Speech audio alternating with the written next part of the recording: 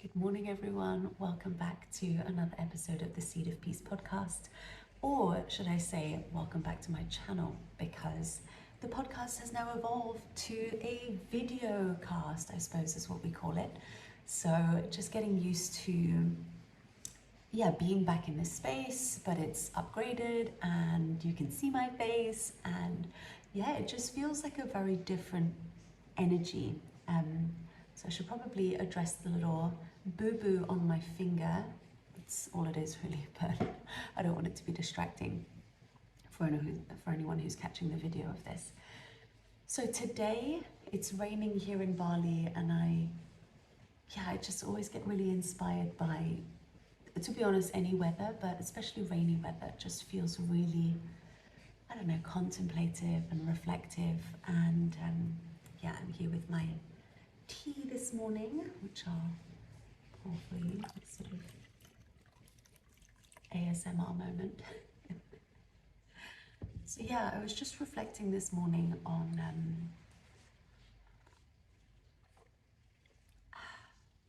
transformation, and how in this human experience, on this journey of growth that we seem to find ourselves on, we are ever evolving, ever transforming. And this seems almost at an odds to our desire for stability and consistency and safety. But I'm here to invite the possibility that there is totally enough room for both to exist, and perhaps not coexist at exactly the same time, but also perhaps. But essentially, sometimes we go through periods of lovely stability and things remaining largely the same. And then we seem to go into these big vortexes of change and instability and transformation. And this essentially is the nature of expansion and growth, right? Where we have periods of integration and periods of change and transformation and exponential growth.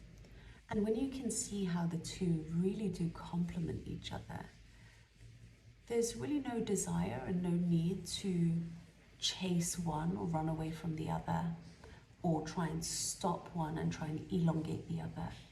So essentially what this comes down to, and I suppose what this episode is going to come down to, is acceptance in the face of transformation. And I would like to tell this through the story of a little creature called a caterpillar that finds its way into becoming a butterfly. I'm sure we're all very familiar with what this is, but just to contemplate, the journey that the caterpillar takes on its way to becoming a butterfly. And I really invite you to consider how the way I deliver this story can offer certain parallels in terms of how we live our life. Like, we as humans go through these very similar initiations as well. So on a very basic level, a caterpillar is a baby butterfly. We can think of it as that way. But actually it seems like a completely different creature, right? One is this little worm-like thing, very, very sweet, that spends its days, I'm guessing, munching on leaves and doing other caterpillar-related things that I'm not sure deviate much further beyond munching on leaves, but who knows? I'm not a caterpillar. And then, as we know, the caterpillar then goes into a cocoon, which forms into a chrysalis, and a number of different processes are going on within that, until one day the caterpillar emerges as a butterfly. Now, I'm not sure about you, but many years ago I used to think that a butterfly was essentially a caterpillar's body with wings on it. But I was completely wrong. When a caterpillar is in that cocoon, it actually goes through this process of digesting itself until it is essentially just this soup within the cocoon, right? The caterpillar literally ceases to exist beyond the form that it, once was, and then it sort of reconstitute, what's the word? Let's say rebuilds. Reconstitutes, that's the one, into this entirely new being, the butterfly. But what I love about the fact that even though these are two seemingly, and they are two completely different creatures in the way that they move and function and exist, on a cellular level, on a DNA level, they are the same creature, just repurposed, right? Broken down and reconstituted. And this is the core of the message of the journey. It's that in that breaking down is the becoming. So let's break this story down. Let's break this journey down from the lens of this caterpillar being sentient, right? So this little creature is born, and it's a caterpillar, and it spends its days munching on leaves and doing other caterpillar related things. And it's living a wonderful life, right? It has so many leaves to eat, has an abundance of different trees to choose from, let alone different leaves. And it's got lots of other caterpillar friends as well, and caterpillar family, and they do little caterpillar activities together, and it's a wonderful life. It's a good life. And okay, every now and then a bird will come along and eat one of their friends, and that's a little bit tragic, but there are so many caterpillars that it's okay, you know, it's okay. But as far as they're aware, this is their caterpillar life. They're here to eat leaves and do a few other caterpillar related things, but that's it. And perhaps there's absolute contentment in that. And they're going about living their caterpillar lives, doing their caterpillar things. And one day there is this compulsion, like an obsessive compulsion, to wrap themselves up, to hermit away, to detach themselves from everything that they've known and cocoon and just be in solitude. And for some, you know, maybe it's a very conscious choice and they say, this is what I must do now. I just know it deep within me.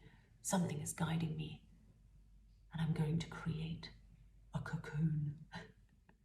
And so they go into this cocoon and they begin the process. And maybe for these particular caterpillars, they know, I'm going to become a butterfly. I just know it. Something's going to come of this. And so they, in that knowing, they can totally surrender into the becoming of the soup, the total disintegration of everything that they once knew, the leaving behind of the family, the leaving behind of the life that they once knew, because they know that they're moving into something greater. And then as the story goes, they move through all these processes in the cocoon and the chrysalis, and they emerge as this butterfly.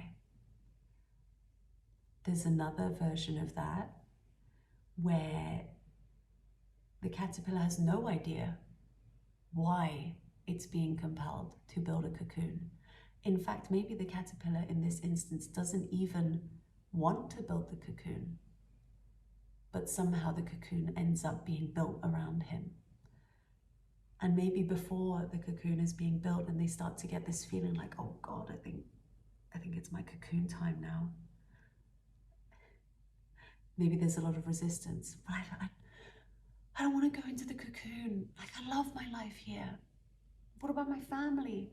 What about my friends? What about my job? What about all my leaves? Am I going to be able to eat leaves anymore? And I feel that this is probably, if we relate this to the way that humans are, this feels more like the resonant one, right? If somebody were to tell you like, okay, you're going to go wrap yourself up in a cocoon now and we don't know what happens after that point. You're going to be like, I'm pretty happy eating my leaves and doing other related things. No one's going to do that, especially without the knowing of why. And I like to propose the idea that caterpillars don't know that they're going to become a butterfly, and yet there is this trust. And maybe even taking the element of trust out there, there's like, there is no choice. for the caterpillar but to become a butterfly, unless it gets picked off by a bird beforehand. But at some point, at the end of the caterpillar's life, it goes into the cocoon and it emerges as a butterfly. So this second story, I feel the cocoon really represents death, right? Because from the other caterpillar's perspectives, anytime they have seen another caterpillar go into the cocoon, they go, ah, there he goes. Goodbye. It's nice knowing you, bud. Maybe they have a little funeral, right? Because to the caterpillar, the cocoon truly is death. Even if we like the story that it emerges as a butterfly at the end, that's a new creature.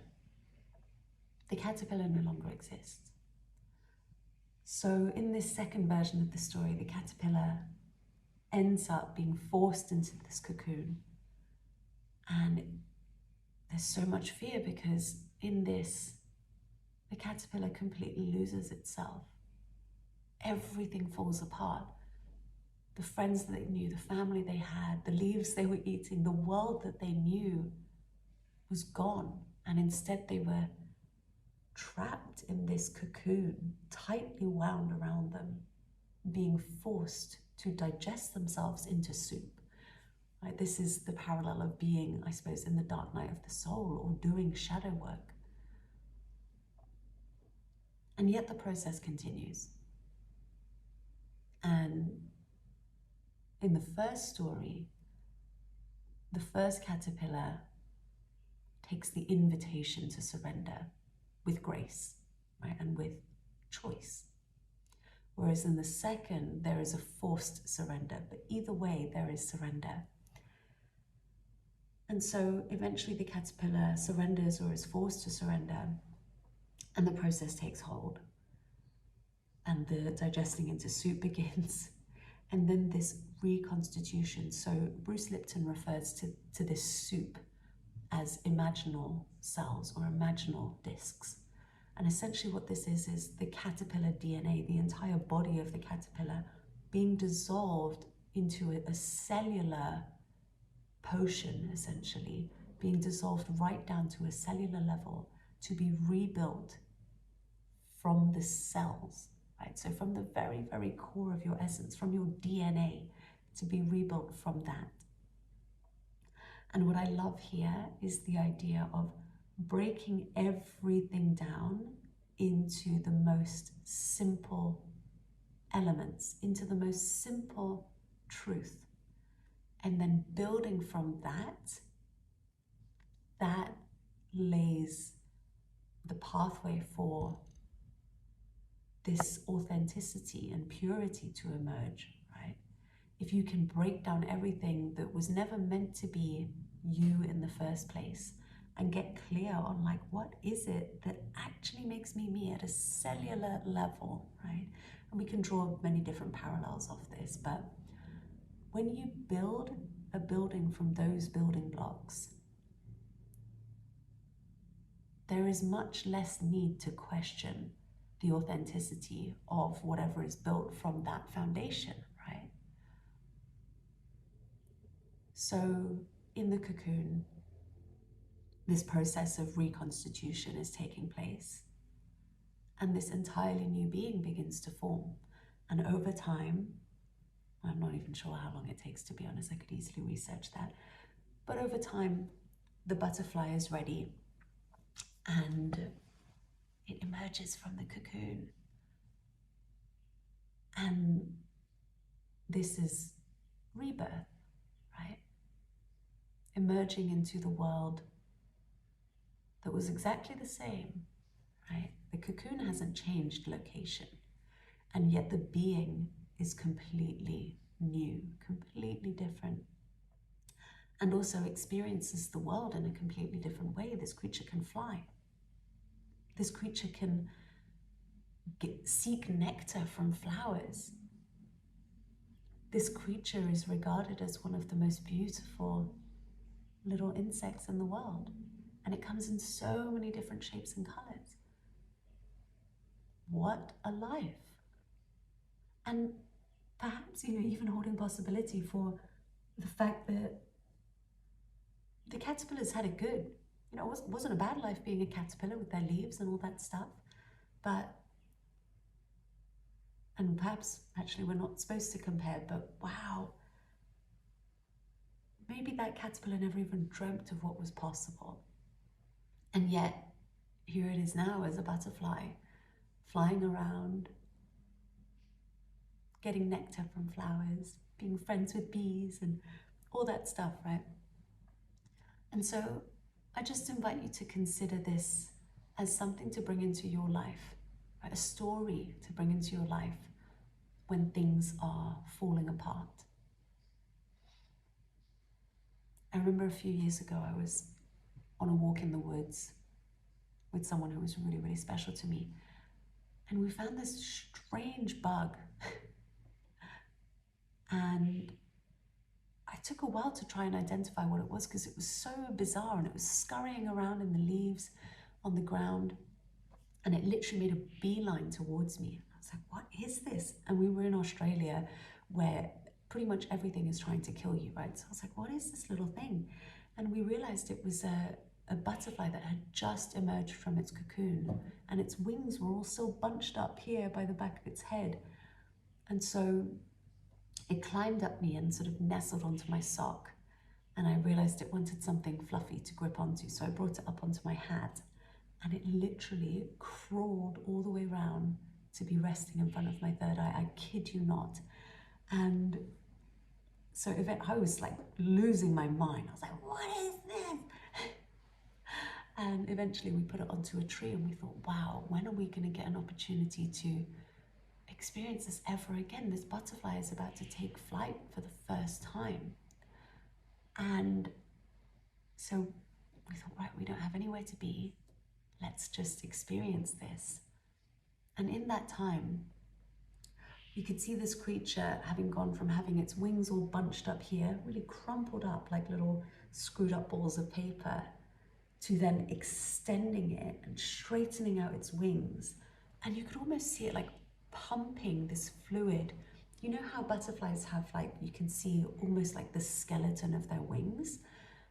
We could see it pumping this liquid through its wings as if it was forming the scaffolding of its wings, forming the bones of its wings, which was just incredible. I could see it, literally the lines forming as it pumped this liquid through its wings. And I watched in absolute fascination at the intelligence of this creature, because it wasn't reading a manual. I checked. It didn't have this tiny little manual being like, okay, now you pump the liquid through the frame and you straighten the wings. It didn't have anything that it was reading. It wasn't watching some YouTube video of like 5 steps to spread your wings and fly. Right? It was just doing it. And it hit me then that there is a divine intelligence that guides all things, that is built in. There is just an instinctual knowing of what needs to be done specifically to flourish, right? To fly, to be the butterfly. And so we're watching this little creature just in absolute amazement. And then there's this anticipation, like, oh, it's gonna fly. It's gonna fly. Oh, any minute now. Woo! And it takes ages. Like, it takes absolutely ages. And I'm thinking, like, come on, little buddy, you ready? You ready? And then it hit me again. Like, this thing maybe doesn't even know that those wings are here for it to fly with. Right now, it's just being with the experience of pumping its little wings. It doesn't even know that they're wings. It doesn't know anything. And yet, it knows exactly what needs to be done. And so us with our human minds, we're almost getting impatient. Like, oh, come on, like, a fair bit of time's gone by. You go, fly, like, it's going to be so fun. Almost a temptation to kind of nudge it and be like, go, go. Didn't do that, but... And again, I really observed that. I'm like, wow, sometimes it really is in the knowing of what's to come that we end up rushing the process, that we end up losing the presence of the now moment, losing the presence of that thing that we need to do, of that stepping stone that we need to be on. Right? If this little creature wasn't doing its little wing pumping thing, you know, strengthening its wings, if it attempted to fly back then, it wouldn't have made it. And I'm not sure if you've ever seen a butterfly that's just started to fly, but it's very frail. So yeah, this idea that as humans, we have this ability of foresight, of knowing what's to come after this, and we almost have an obsession with wanting to know what's to come after this stage. Why am I doing this? What does it lead to? Is it worth it? What's in it for me, right? What's the point of this stage? Oh, okay, so it's to fly. Okay, I'll do it. You know, it's almost like before we engage into a step-by-step process, we need to know what the end result is in order to determine whether it's worth being present with the stage that we're in. You know, when you think about it that way, it seems a little bit illogical. I understand the logic in it, but at the same time, it's quite illogical. And so, again, for most people, maybe they were just watching this going, wow, what a cool thing. And I'm here having all of these epiphanies about the journey of the butterfly and how humans are blah, blah, blah. But hey, at the end of the day, we're here to share our perspectives, right? And gosh, like so many realizations hit me in that moment of how we question everything. And I understand that. But then in questioning everything and in finding the answers and in knowing what the outcome is going to be, we end up skipping past such huge, important stepping stones. And in fact, we view these things as stepping stones on our way to something. And that just totally carves presence away from us, because we're always looking to the end result. We're always looking for the next thing. And don't get me wrong, you know, in my coaching, in some of the way that I teach, I do refer to certain things as stepping stones because it's sometimes an easier way to digest what we're moving through. And in some ways you can look at everything as a stepping stone, right? Even the end goal that we're obsessed with reaching, ultimately that is a stepping stone because everything is impermanent. But rather than viewing something as a stepping stone, can we look at it as the ground that we are on? And to honor where our feet are, to honor exactly where we are in this life, in our process, whether we are the caterpillar munching its leaves and doing related things, whether we are stepping into the cocoon willingly or unwillingly, whether we are soup, whether we are in the process of rebuilding consciously or unconsciously, whether we are in the emergence, whether we are in the strengthening of the wings, or whether we are soaring, or whether we are seeking the nectar, right? Can we understand that every part of that is so beautiful and so perfect? So perfect. How is it not? And it might seem silly to put it into the context of a caterpillar becoming a butterfly, but why not? That is the caterpillar becoming the butterfly and the lives that either of those creatures live. That is an entire life cycle for a creature, right? So maybe we can do this with so many other creatures, of how other creatures have their life cycle. There is really so much that we can learn from the way that nature has these processes, right? So the next time you're feeling in a space where everything is falling apart around you, where relationships and connections are coming to an end, where everything that you once knew is just dissolving, can you consider the possibility that you are being prepared for something that is so great you actually cannot fathom it because it's so much bigger than the world that you've known. And rather than let that scare you or overwhelm you, can you trust that, like everything else in your life and like every other living being on this planet, you are guided? And that you don't have to know, and that you don't need a manual. You just need to be present, and you need to listen, and you need to remove this or soften this obsession with needing to know the end result, and really leaning into a practice of trust.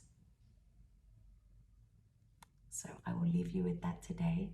Thank you so, so much for being here with me today. I really appreciate your presence, and I really hope that that served you. If you haven't already, please do give this video a like and subscribe.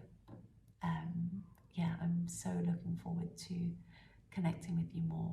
And yeah, leave a little butterfly emoji in the comments if this resonated with you, and I will speak to you soon.